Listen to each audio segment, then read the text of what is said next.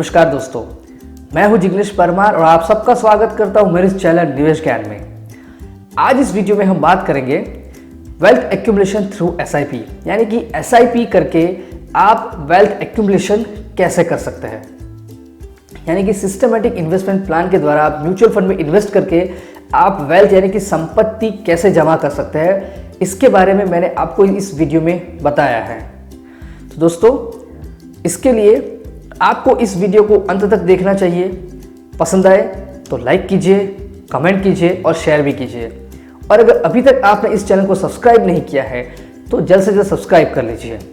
एक बात और बताना चाहूँगा कि अगर आप म्यूचुअल फंड इन्वेस्टमेंट के लिए मेरे साथ जुड़ना चाहते हैं तो मैंने यहाँ डिस्क्रिप्शन बॉक्स में एक लिंक दी है, जिसके द्वारा आप मेरे साथ म्यूचुअल फंड इन्वेस्टमेंट के लिए जुड़ सकते हैं। तो आइए शुरू करते हैं वेल्थ एक्यूमुलेशन थ्रू एसआईपी। तो दोस्तों, वेल्थ एक्यूमुलेशन थ्रू एसआईपी कैसे होता है, ये बात आज हम एक कैलकुलेटर का इस्तेमाल करके देखेंगे। हमने यहाँ पर एक कैलकुलेटर यूज़ किया है कि जिससे हम आपको अलग अलग प्रकार के कॉम्बिनेशन से दिखाएंगे कि अगर आपको वेल्थ क्रिएशन करनी है, वेल्थ जमा करनी है, तो एसआईपी से कैसे की जा सकती है। अगर सेम चीज़ अगर हम एफडी के द्वारा करें तो हमें क्या मिल सकता है, ये दोनों का डिफरेंस, यानी कि एफडी और म्यूचुअल फंड में इन्वेस्ट करने से हमारी वेल्थ क्रिएशन कितनी होती है, ये मैं आपको इस कैलकुलेटर की मदद के दिखाने वाला हूँ। तो सबसे पहले यहाँ पर हम एसआईपी की अमाउंट डालेंगे। समझ लीजिए कि हम 5,000 रुपये मंथली एसआईपी करते हैं 15 साल के लिए, और हमारा जो रिटर्न हम एक्सपेक्ट करते हैं कि 15% हो, तो हमें करीब 30,81,000 रुपये म्यूचुअल फंड से मिल सकते हैं।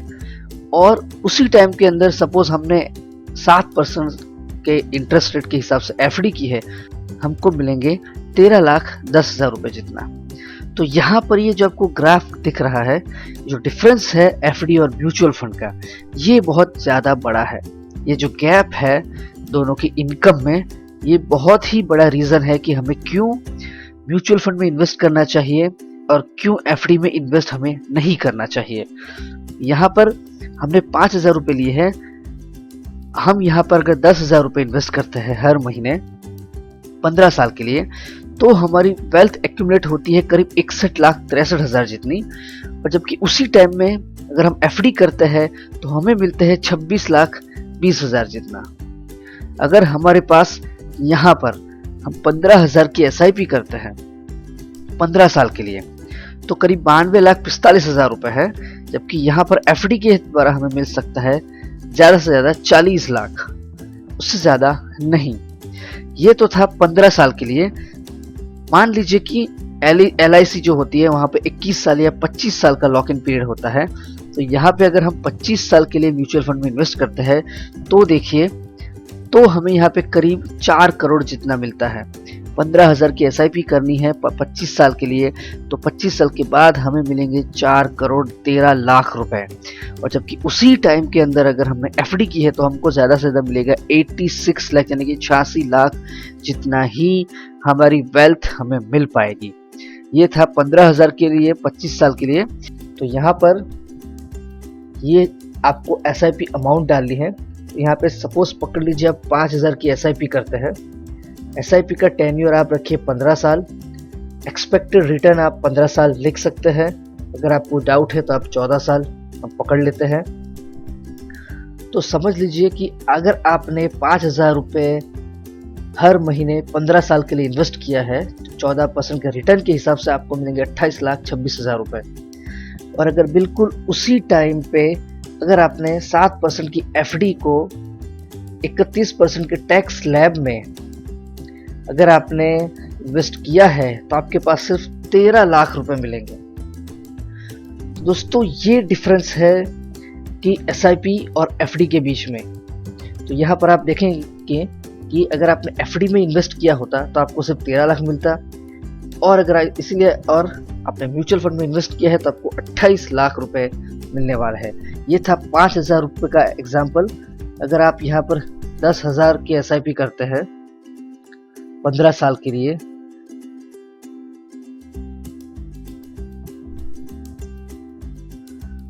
14% के हिसाब से आपको मिलेंगे 56.5 लाख। और सेम उसी टाइम पे आपको एफडी में मिलेंगे 26 लाख, यानी कि डबल से भी ज्यादा।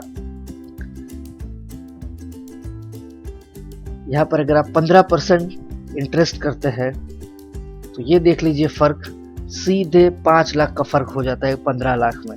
सिर्फ 15%, 1% बढ़ाने से आपको 5 लाख का फर्क होता है। यहाँ पर अगर आप 15,000 की SIP करेंगे 15 साल के लिए 15% के हिसाब से, तो करीब 92 लाख रुपए जितने आपको म्यूचुअल फंड में मिल सकते हैं, जबकि एफडी में आपको करीब 40 लाख, पूरे 40 लाख भी नहीं है, उतने ही रुपए आपको मिलेंगे।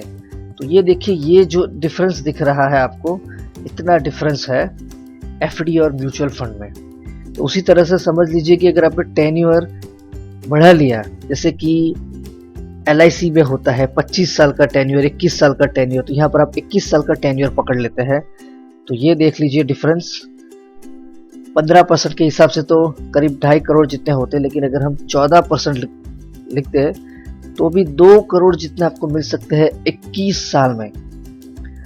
और जबकि आपको एफडी में आपके पास सिर्फ 64.5 लाख जितने ही आपकी वेल्थ एक्यूमुलेट होती है। यहाँ पर अगर आप 25 साल गिन लें तो 14% के हिसाब से अगर 15,000 की SIP करेंगे तो करीब 3.5 करोड़ रुपए आपके पास जमा होने वाले हैं। और जबकि उसी वक्त एफडी में सिर्फ आपको 85 लैक्स 93,000 की करीब 86 लैक्स रुपीस ही आपको मिलने वाला है। अगर आपको 15,000 की SIP ज़्यादा लगती है तो आप 5,000 की SIP को आप 25 साल तक करिए, तो फिर भी आपको करीब 1 करोड़ 17 लाख रुपए आपको मिलने वाला है, जबकि एफडी में आपके पास सिर्फ 28.5 लाख रुपए ही मिलने वाले हैं। तो दोस्तों, ये थी जानकारी की वेल्थ एक्यूमुलेशन थ्रू SIP, यानी कि SIP के द्वारा वेल्थ एक्यूमुलेट कैसे की जाती है।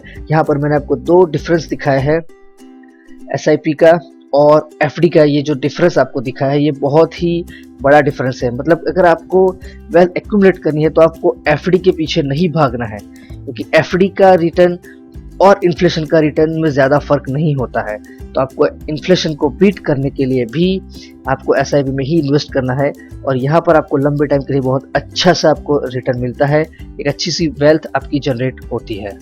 तो दोस्तों, ये थी जानकारी कि SIP के द्वारा आप संपत्ति यानी कि वेल्थ एक्यूमुलेशन कैसे कर सकते हैं। अगर आपको ये वीडियो पसंद आया है तो लाइक कीजिए, कमेंट कीजिए। अगर आपके कोई भी डाउट है तो आप यहाँ पर जो मेरी कॉन्टैक्ट डिटेल्स दी है वहाँ पर आप मेरा कॉन्टैक्ट कर सकते हैं। तो मैं जिग्नेश परमार अब आपसे विदा लेता हूँ।